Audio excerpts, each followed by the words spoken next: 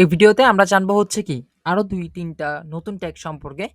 কিন্তু তার আগে আমাদের ১ম এ যেটা জানতে হবে সেটা হচ্ছে কি HTML অ্যাট্রিবিউট। এই HTML অ্যাট্রিবিউটটা কি? ওকে? ১ম এ HTML অ্যাট্রিবিউট কি করে সেটা একটু দেখি। HTML অ্যাট্রিবিউট কি করবে আমাকে? অ্যাডিশনাল কিছু ইনফরমেশন দিবে। ওকে? এই তাহলে কি এই যে আমরা অ্যাট্রিবিউট বলতেছি এটা আমরা কোথায় দিব? সেটা আমাদের দেখতে হবে না? তার জন্য আমরা ১ম এ একটা কোড দেখি এখানে। একটা কোড দিল কি a ট্যাগ, a ট্যাগের মধ্যে নরমালি আমরা জানি যে এটাকে বলা হয় ক্লোজ স্টার্টিং ট্যাগ। এই যে অ্যাট দিয়ে স্টার্ট হবে আর এখানে জাস্ট ব্র্যাকেটটা থাকে। এরপর আমার যে এলিমেন্টটা থাকবে সেটা এখানে আসছে। দেন হচ্ছে কি এটা আমার a ট্যাগের ক্লোজিং ট্যাগ। ওকে? কিন্তু তার মাঝখানে আমি এটা আবার কি দিয়ে দিলাম? href তারপর হচ্ছে আবার ডাবল কোটেশনের মধ্যে আমি http দিয়ে একটা লিঙ্ক দিলাম। তাই না? তাহলে আমরা একটু আগে আবার বলে আসছিলাম কি? অ্যাট্রিবিউট না? এই অ্যাট্রিবিউটটা আসলে কি? মেইনলি এই অ্যাট্রিবিউটটা হচ্ছে কি? এই যে এটা। আমাদের href হচ্ছে কি? আমাদের একটা অ্যাট্রিবিউট। সে আমাকে অ্যাডিশনাল একটা ফিচার দিবে। ঠিক আছে? তাহলে এটা কিভাবে কাজ করে আমরা একটু দেখি। যখন আমি কোড এডিটরে আসলাম, এর আগে আমরা যা করছি সব ডিলিট করে দিছি। এখন জাস্ট একটা কি আমরা h1 ট্যাগ রাখছি।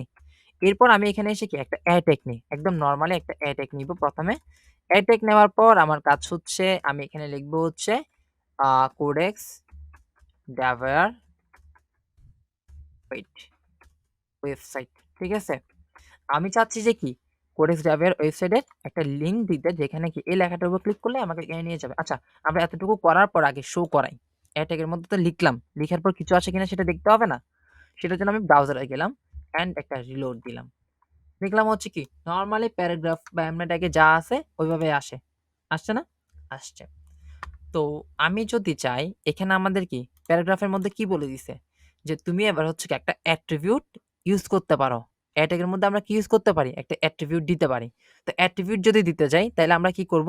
আমাদের এই অ্যাড ট্যাগের স্টার্টিং এর মধ্যে অ্যাট্রিবিউটটা দিতে হবে। যেখানে আছে তার থেকে একটা স্পেস দিলাম। দেন লিখবো হচ্ছে কি এখানে href এতটুকু দেওয়ার পর ইকুয়াল দিব। দেন হচ্ছে কি ডাবল কোটেশন দিব। একটা স্পেস দিই নরমালি। স্পেস দেওয়ার পর এখানে কি খোঁজে আমার? এখানে কি দিতে হয়? একটা সোর্স দিতে হবে যেখান থেকে কি আমার এটাকে রেন্ডার করবে। সেক্ষেত্রে আমরা এখান থেকে ১ম এ ব্রাউজারে যাই একটু।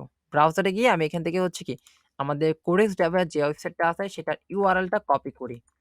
এখান থেকে আমি URL টা কপি করলাম। দেন হচ্ছে আমি ডিরেক্টলি জাম্প করব হচ্ছে আমার কোড এডিটরের মধ্যে এবং href এর ডাবল কোটেশন এর মাঝখানে আমি কি আমার লিঙ্কটা পেস্ট করলাম।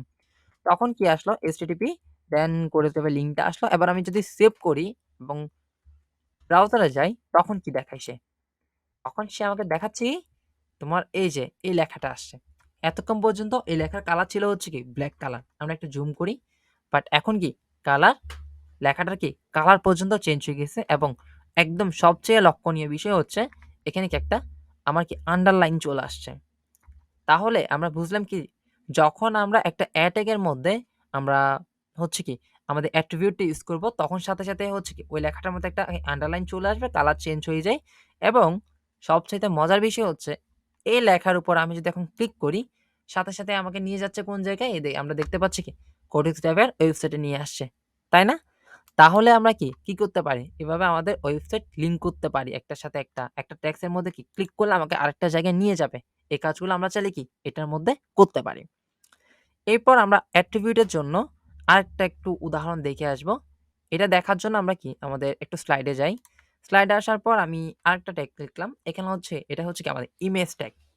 ইমেজ ট্যাগ এর মধ্যে কি আমরা দেখতে পাচ্ছি না রেড কালার অনেক কিছু আমি মার্ক করলাম। তাহলে এই রেড কালার গুলা কি হতে পারে এগুলা? এগুলো কি একেকটা আমাদের অ্যাট্রিবিউট। ঠিক আছে? সোর্স একটা অ্যাট্রিবিউট, উইথ একটা অ্যাট্রিবিউট, হাইট একটা অ্যাট্রিবিউট। ওকে? আমরা এই যে ইমেজ ট্যাগ দেখলাম সেটা নিয়ে আলোচনা করব আমাদের নেক্সট ভিডিওটা।